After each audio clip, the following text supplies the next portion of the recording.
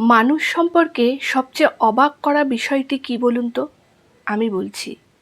আমরা শৈশবে যখন থাকি তখন আমরা উদ্বিগ্ন হয়ে উঠি কবে আমরা বড় হব। অথচ বড় হওয়ার পর আমরা আবার শৈশবে ফিরে যাওয়ার জন্য ব্যাকুল হই।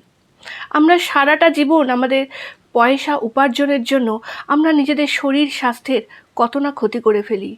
অথচ জীবনের একটা সময় এসে আমরা এই শরীর স্বাস্থ্যের পেছনেই টাকা খরচা করতে উদ্যত হই। না খরচা করে উপায়ও থাকে না।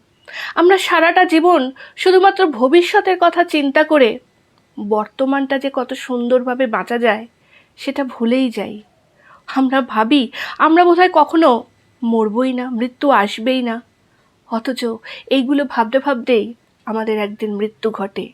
আমাদের আর বোঝাই হয়ে ওঠে না বাঁচতে হয় কি করে। ঠিক বললাম না?